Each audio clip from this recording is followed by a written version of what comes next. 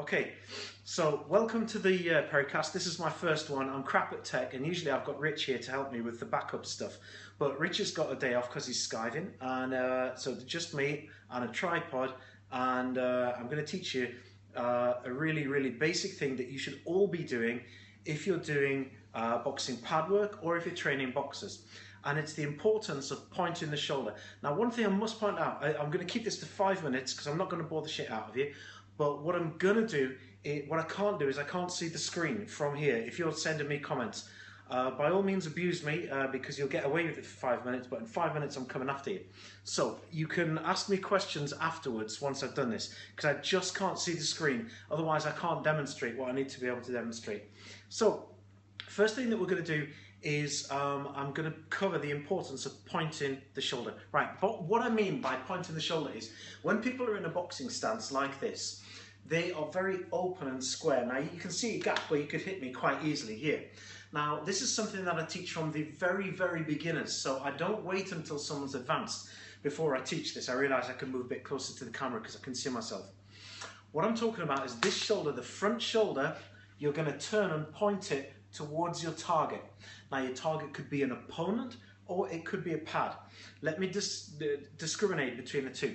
If I stand like this, now whether I'm here or whether I'm here or whether I'm here, there are different versions of this, you're pointing your shoulder at the target. Now, what I want you to do is when you're doing this, if you point your shoulder towards the target, if it's a boxer, is here. You're going to try and get that shoulder to line up with their center line here, okay?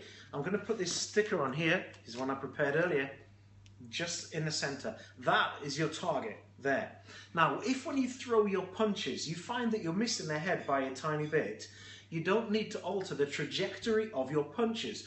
What you've got to do is you offset from this center point here where you're pointing your shoulder, and your punches are going to land. Trust me on this. Trust me on this. So, if I'm trying to line up, if you're my opponent, I'm trying to hide this from you, and I'm pointing my shoulder at you all the time, like this. If, however, you're approaching to me, and you can see this, you can open up. Now, it's different on pads, because one of the things that people do is they think that they're in a boxing stance or on pads. You are not. It's different. A pad stance is different. You're leaning further forward and you're more square on, like this. Now, when you do this, if I've got the pads on like this, what you guys are going to need to do is you're going to need to line up your front shoulder to my center line here.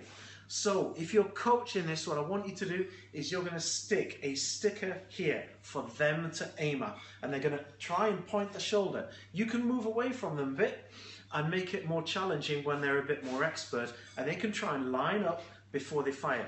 If they can't line up that front shoulder with your center line, they can only land the jab.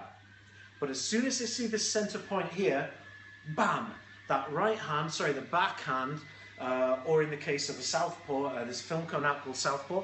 I have no comments on this film yet because I haven't seen the thing. In the case of a southpaw, like this, then you've got the chance to, they're going to be firing the left hand. So, maybe in orthodox, I'll go back to orthodox because I'm happier. And this is my good side anyway. I don't have a good side, I'm only taking the piss. Right, so we point the shoulder like this. Now, if we end up that if you're a big guy like this, what you can do is you can point your lead shoulder at their backhand. So you'd be pointing here. You point your lead shoulder to there and you'll land it, because if you're bigger, you're not going to be able to rotate around such a small axis. So what you want to do is point it to there. Interestingly enough, from a defensive point of view, somebody like Floyd Mayweather, who's a defensive genius, so they say, he's not my favourite boxer by any means, but he's very good at this. What he does is he turns like this. He's very difficult to land the backhand on because of this. It's hard to land that shot on. Let me point out a couple of things that you need to be careful of though. Firstly, when you do this, there's a gap here. This is dangerous. You've got to make sure that either your hands are going to be higher, like this. That's going to be an effective method. Alternatively, you tuck your chin down, like this, behind this front shoulder, like that. This can lead into the shoulder roll, but it's not a beginner's move, so it's not something that I'm going to cover in this Pericast. The other method, and this is my favourite method, by all means is way my favourite method, is what I call a cross arm defence, which means that this hand comes in to protect here. So I can protect there and there like this. Begins to move into a bit of a shoulder roll. The beauty of this, and this is, I found this to work so well for me. When I throw my jab, I'm going to throw it at my own head on the screen. When I throw my jab to there, if I put my hand jab there, if that's got a glove on, that's blocking my eyes, I can't see it. Now what I can do from here, if I've got my hand there, I can bring this straight through to land on the chin. Now the trick to this, there's a really good trick. Draw this thumb across this thumb as you do it. So jab, throw it to there and try and get your thumbs across like that. And it will always, always, always, always land right on the chin, which is exactly where you want to hit someone. So for those of you that are boxers, this is exactly what you guys want to be doing. Block their eyesight a little and bam, snap it straight through there, and that's going to work. Now for you guys who are coaching, you guys who are on pads, this is difficult to think of. Now, if I'm the puncher and I'm moving around at you, and I'm moving like this, you can see clearly, you can see my center line. Now, this isn't where I want to be, but what I want to be in is this kind of position, whether I'm here, here, or here, or whichever version you prefer. What you want to do is to be able to see that front shoulder. And as they're moving, if I'm moving around you, you can see there that you can see my front shoulder. What is a good trick for you is get a sticker yourself and stick it on here and tell the person that you're working with, your client, that this is so that they can line it up visually. The truth is it's not, it's for you. But don't tell them that because they don't want to know that you need a little bit of a visual reminder. This is a visual reminder for you. So this is how you're going to coach it. So for a visual learner, they're going to be looking for this. And for you, you can put this here. So now you can see I'm in the right position. So if I'm moving all around there, every time you see this, you know it's in the right position. Every time they see this, they can fire the back hand. Like I said, if however the front hand lines up with my front hand there, they will not land the back hand. It just isn't going to work. So there's a couple of really decent tips. Another reason you do this is it sets your feet up right. If you're in this position, your feet will not, 9 times out of 10, be parallel with each other, and that's where they want to be. You don't want one foot at this angle and one foot at this angle. Your knees are hinge joint. They don't want to be working against each other, so you want them more or less parallel like this. It's a good little tip that allows you, A, to not injure yourself, and B, to develop more power. Because this shoulder is further back, I will be developing more power, so long as I engage the ball of the back foot. Now, when I do that, when I do engage the ball of the back foot, then that's where the power's going to come in. I'll cover that in a different pericast. It's going to go on far too long if I talk about too much stuff like that. Now, get into your stickers. When we've got a punch bag and when they're practicing on their own, or if you want to practice this yourself, this is a dead good trick. Take your sticker and stick it on the punch bag like this. What I want you then to do is to practice pointing your shoulder at that sticker. Turn the bag very gently and just move around. Keep pointing your shoulder at that sticker. If you've got a sticker on there, it's going to remind you. Now the next, do one round like that. That's going to be a good practice for you. Now the second thing that I want you to do then is I want you to get your sticker, and that sticker is your opponent.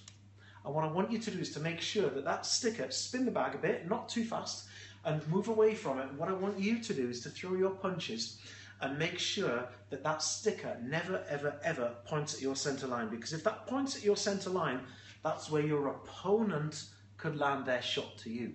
So what I want you to do is to do two very different drills in order to practice getting your shoulder in the right position. So they can never engage you, but you can always engage them.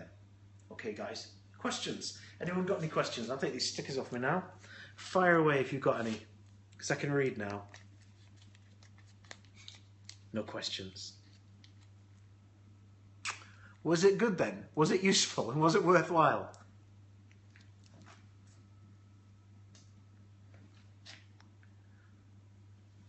How much did I miss? All of it. Sorry, all of it.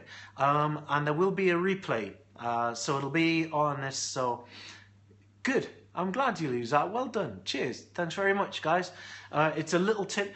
What I want to know from you guys, you can go onto the Boxercise Limited Facebook page, or what you can do is you could go on to My Twitter, I fucking hardly ever use Twitter.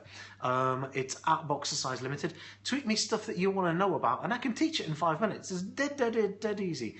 No real questions. Message via Facebook. I've got a lot to do this afternoon, so I'll try and answer questions a bit later on in the day. But I'll try and get to them. So if that's all it, thanks very much, guys. Thanks for tuning in, and I will show you a very quick picture of. There you can see it.